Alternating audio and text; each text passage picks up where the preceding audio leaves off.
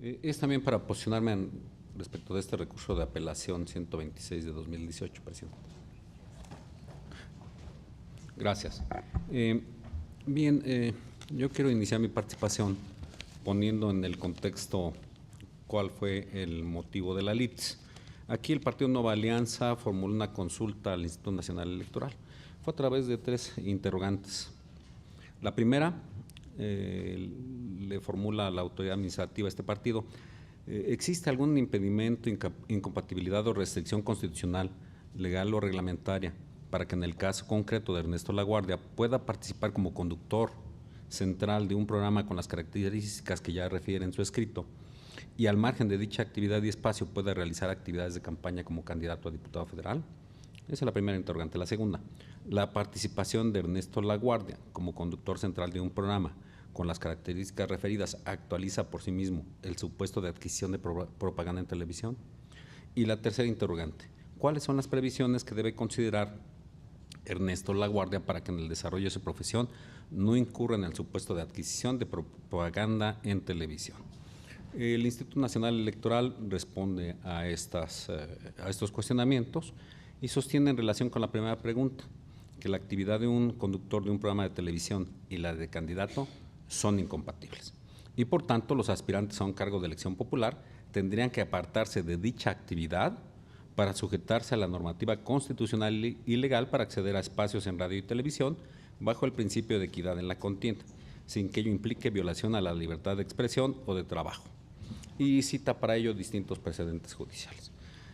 En relación con la segunda interrogante, la conducción de un programa de televisión por parte del candidato a diputado federal no sería pertinente, pues su exposición reiterada en los medios de comunicación mientras se desarrolla el proceso electoral lo colocaría en una posición de ventaja respecto a sus opositores.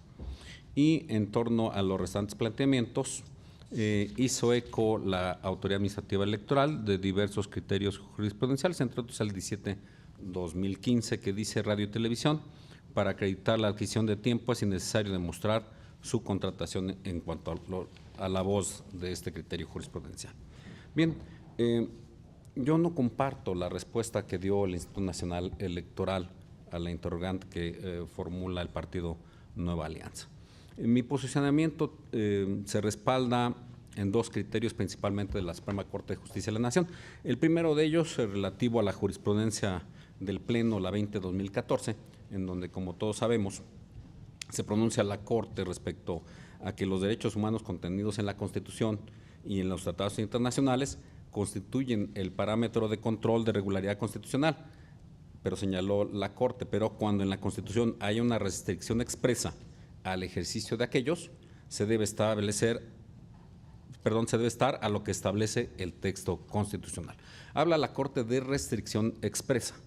Con posterioridad, la segunda sala de la Suprema Corte de Justicia de la Nación, en la jurisprudencia de esa sala, la 163-2017, nos señala que esa jurisprudencia debe entenderse no de manera limitativa, sino que debe entenderse en el contexto de una no aplicación indiscriminada, sino que lo que resuelve esa contradicción es privilegiar el ejercicio hermenéutico que lleve al operador jurídico competente a que, sin vaciar de contenido la disposición restrictiva, ésta sea leída de la forma más favorable posible como producto de una interpretación sistemática de todos sus postulados.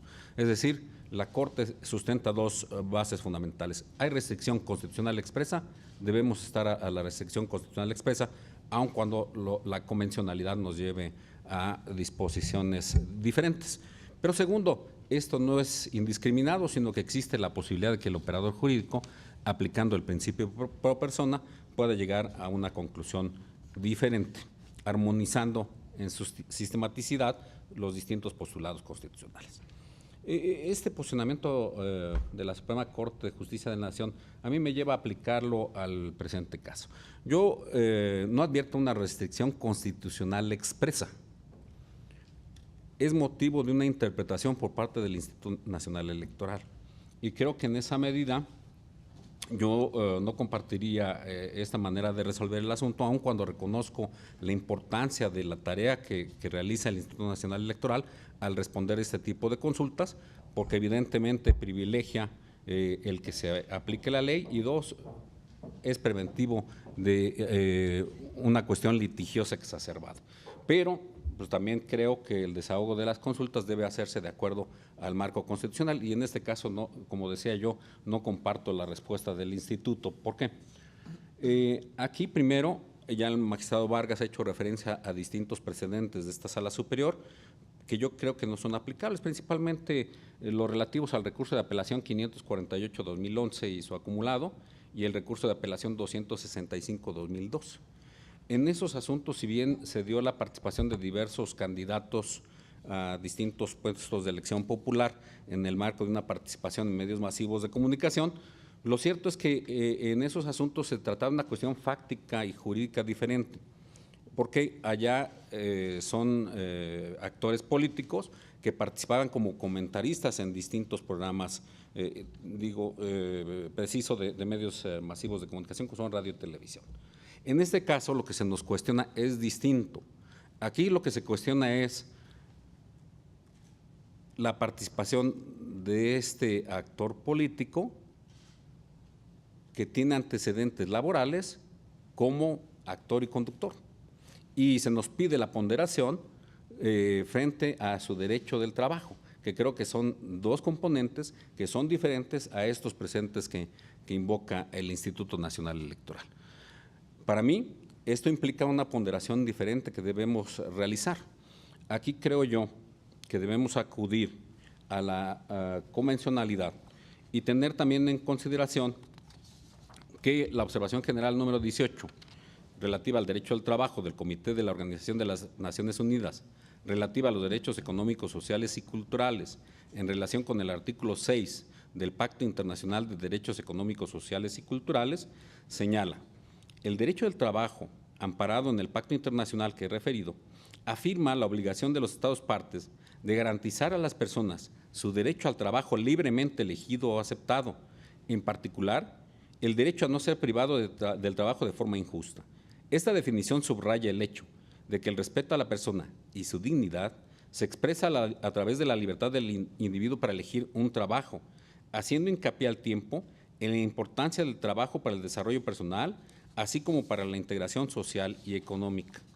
Al igual que todos los derechos humanos, el derecho al trabajo impone tres tipos o niveles de obligaciones a los Estados partes. Las obligaciones de respetar, proteger y aplicar. La obligación de respetar el derecho al trabajo exige que los Estados partes se abstengan de interferir directa o indirectamente en el disfrute de ese derecho.